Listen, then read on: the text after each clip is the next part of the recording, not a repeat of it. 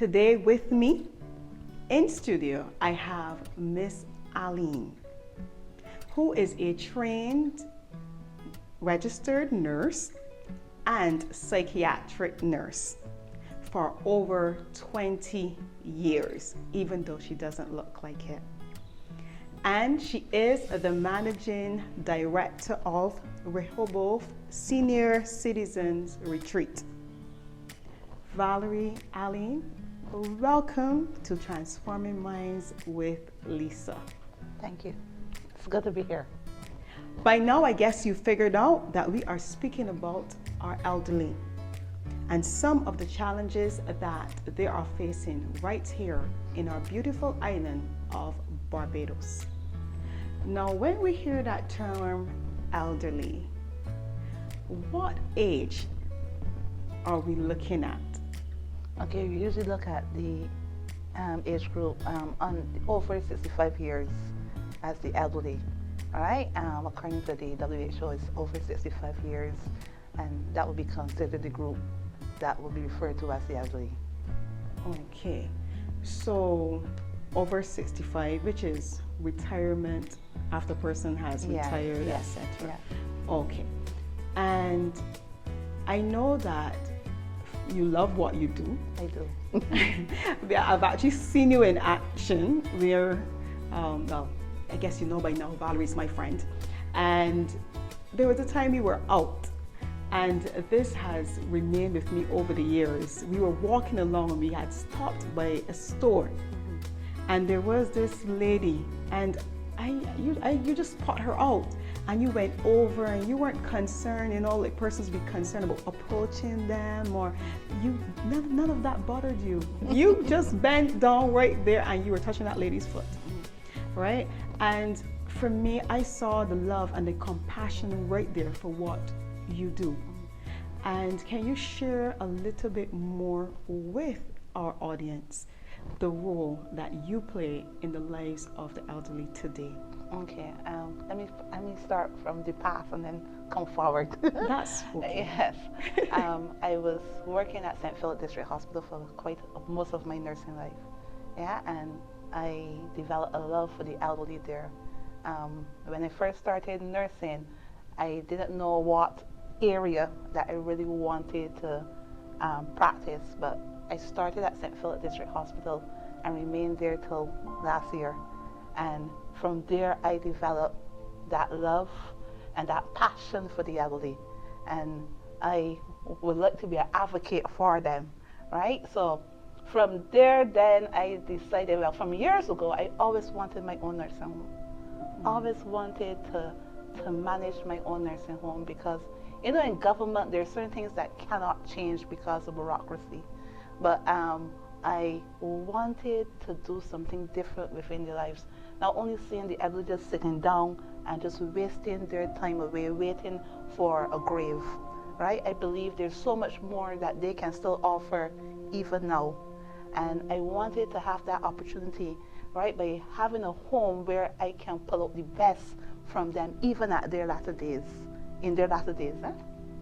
So right now, I'm not actually managing per se, right? I'm preparing a nursing home where we will have different services that will pull out the best from the elderly. We want to have physiotherapists on call, occupational therapy for them.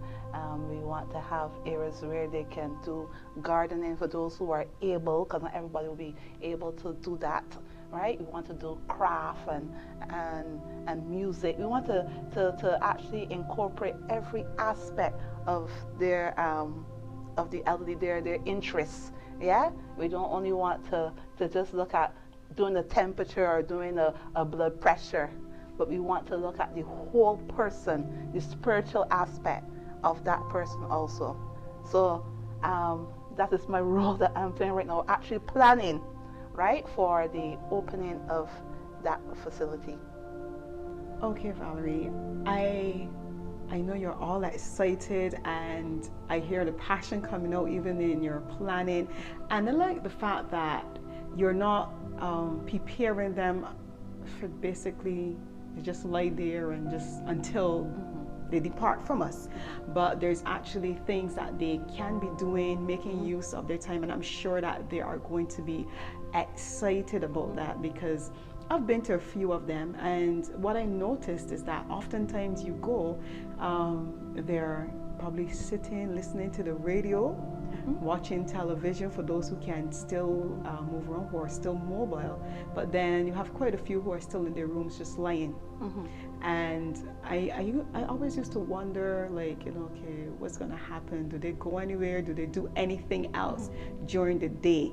And I love the idea of craft, and I hope that that is also on your agenda for them. Yes, it is. Wonderful. What about, actually, I'm not going to get ahead of myself. I'm going to come back to that. I want to go back to your days at the district hospital. What was that like? Because I know that over the years, dating as far back as probably 1998, they had, that is far back. I can remember reading articles in our media about neglect, persons being left at hospitals, persons not being attended to by their family members. Did you find that in your time working at the hospital? Okay. At QEH, well, I didn't work at QEH for a long time, but I know for a fact that there are some elderly persons that the relative leave there, right? And because of that now, it puts pressure now on the geriatric hospital. It's such a influx in taking those from QEH, and plus those now that really have no one to help them from home, right? At St. Philip District Hospital, that is not the admission hospital, geriatric hospital in Beckles Road. Usually they will go there first, and then they'll be transferred then to St. Philip District Hospital, Garden Cummings Hospital, or St. Lucie, right? But geriatric in Beckles Road is the admission hospital. Usually the process is that they refer the social worker to the gerontologist there, and then from there then they will be admitted then to the other hospital, St. Philip, Garden Cummings in St. Thomas, or St. Lucie, which is the smallest one, right? Okay. All right. So at St. Philip District Hospital, you'll find most of the geriatric hospitals actually full. So it sees that there is a high demand for care within this age group, because we are finding that they're living longer, right? The young people are dying, right? Young, but the older persons are living longer. So if they're not being taken care of home, if they have a home structure where the relatives can't manage them, then they have to find some type of care for management, right? So therefore, if they can't afford private homes, then they seek the geriatric hospital. So you'll find that it can be overcrowded, right? Well, not overcrowded, but you find that it is a lot of persons being admitted in this age group because of their living longer, right? And at St. Philip District Hospital, how to put it, it was a learning experience initially, because that is where I started, right? And I enjoyed working with the elderly there. There were some challenging times as relates to staffing, because sometimes you find that the staff-to-patient ratio was very wide, right? And the care that you will want to put in to one person will be hard, because there's a particular amount of tasks that you want to do right within a given time frame, but yet because of the ratio, it stretches you, and therefore you cannot do all the things that you need to do, right? So the best thing then I did was to make sure that whoever I touched, I made sure that it was quality care, right? Quality care. At St. Philip District Hospital, you find persons that will have dementia, right? You find persons that will have chronic lifestyle diseases like hypertension, diabetes, right? And some people who are social issues. Social issues meaning, yes, they might not have really a physical condition, right? But because they had no one at home to take care of them, then they were placed into a geriatric setting, right? So in being there, then you had then to cater for the various needs then of the elderly. As I mentioned, there were different conditions where some will have dementia, so therefore your nursing care then will be targeted in dealing with those persons, right? Some person will have dementia and still chronic illnesses and stuff, and then some will have social issues and psychological issues. So therefore you had to be in a way where your nursing care actually targets each person, right? It's not one that is generalized. It's not the one that is generalized, but one that is specific to each patient, right? And as I said, because of the nursing patient ratio, sometimes it can be challenging doing that. Okay. I know that in 2019, the former chairman of the National Assistance Board, David Durant, he would have made mention of elderly persons even being put out of their homes and being left at the QAH and then having to fall into the system under the geriatric. And I know back then, and I believe that the minister is still pushing. I've been hearing a lot about stiffer penalties for persons who do these things. I really want to go back to that issue of neglect, because I want us to explore that aspect of self-neglect and the signs and how we can also play our part when we recognize these things. So we have the neglect, which may come from maybe the caregiver, in some cases the children, and those who are supposed to be taking care of the individual. So we understand neglect in that that aspect, but we also want to look at it from self-neglect, because I think this is one that goes unnoticed. So can you speak to us about common signs of self-neglect? Actually, if you want to give a little definition, and then some of the common signs. Okay. Well, neglect is failing to do something that's supposed to be done. That's a simple definition. But as relates to self-neglect, you'll find that in the community where the elderly person is living on their own, and because of prevailing conditions, because they have dementia, right? They forget to do stuff. They might not remember that it is time to bathe. They might not remember that they're supposed to clean certain aspects of their homes, right? So the things that are normal for us, right, is harder for them to do. Sometimes they might have prevailing condition like arthritis, or might have some kind of condition that will inhibit them to move around freely. They might be in pain also. So because of those different conditions, you find that the activities of daily living then will be limited for them, and you'll find that sometimes they might forget to eat, forget to bathe. Things that we take for granted. granted. We have just concluded celebrating Senior Citizens Month right here in Barbados. However, this marginalized group, many of their stories are still untold. There's still many battles that they fight. Joining us in studio is one of the advocates, one of those voices that represent that community of persons. This is only part one, where we focus on the neglect that these persons journey through. Join us on this journey as we look at how we can assist and be more relevant in the lives of our seniors. Whether it be Lisa as an individual or the church, the community, how can we play a role? Because sometimes we see elderly people get on the bus and instead of skinning up your face because the odor may not be so pleasant, or you see them walking around maybe barefooted and you looking at them like, what's going on? But not getting involved. How can we play a greater role where these situations arise? Okay, it starts within the community. Well, I should say it starts within the family, right? we find that before you had the extended family that was involved in all the intricacies of the family, but now we find that everybody now is for themselves, right?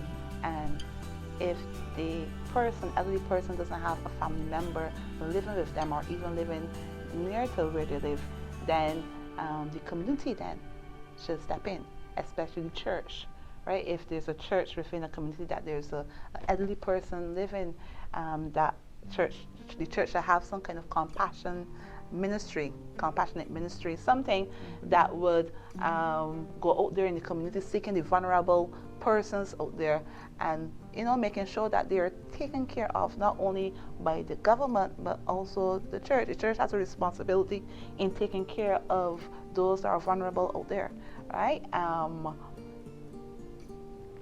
A neighbor, if you live next to an elderly person, as a neighbor, it's good to check in, say, how you doing, Miss Smith?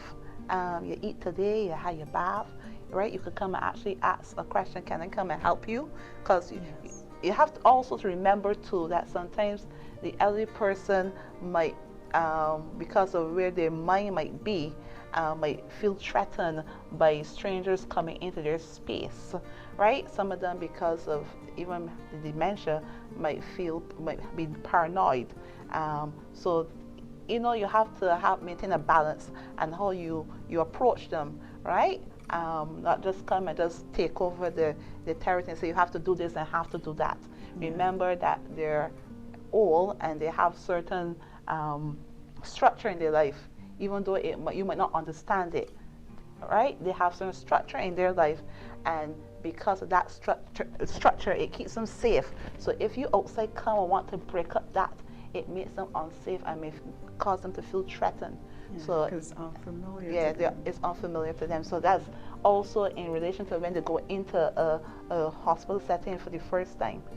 Something they may be confused and restless, and you might want to hold them down and stuff. But really, truly, put yourself in that position.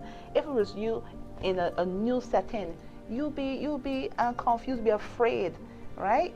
So we still need to be careful how we invade their space, right? And still give them room to be independent and make decisions and choices.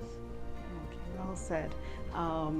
One of the things that came to mind as you were speaking also, there's a gentleman, and what we recognized with him was that there was a need to check his medication. And these are things that, people say you take for granted. You wouldn't think to go and check to see how much tablets are left in the bottle. But that can be really important, because you realize, okay, sometimes they don't remember to take the medication, or sometimes they can take it too many times because they forgot that they took it already. And I'm saying that, and then there was this other lady who also was saying, you didn't give me my medication. She was telling the nurse, you didn't give me my medication, even though the nurse had given her the medication, right? So I guess we all have a role to play, and we cannot leave it up to, I should say, even when we talked about the family, it must be a joint effort, if I can put it like that, because it can't be one member of the family, because I can just envision that would be a lot, and it can also affect that person, because I'm just thinking of the persons I know, and I know that it can affect their health as well. So I believe that it is important that we understand that we need to work together. We go back to that community mindset and love. Yes. And so we're moving forward. We look at the things that they go through and what can be deemed as unusual for them.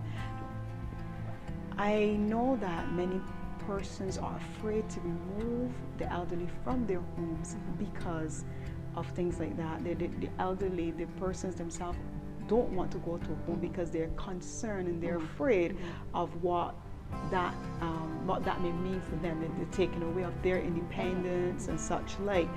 Are there any other choices that a family member has in a case like that? Because I want to care for my loved one, but I am going to work, and when I leave for work, they decide they're going to go walking, and then the people in the community calling me from work, and I have to go back in. taking time out, risking the possibility of losing the job, and these are real life situations that I'm putting before you, persons I've dealt with. So how can that person cope? What are their options? Okay, one of the options two of the options that come to mind is that community again, right? Family, neighbors, right? You can get someone within your family setting, within the community that lives near to the elderly person, to keep an eye on them, watch them, prepare food for them, depending on how the elderly, how strong they are, right? The other option is that they can seek out agency help. There are agencies that actually employ nurses to actually go into the elderly home, right? And they provide the care there inside the home of that person, right?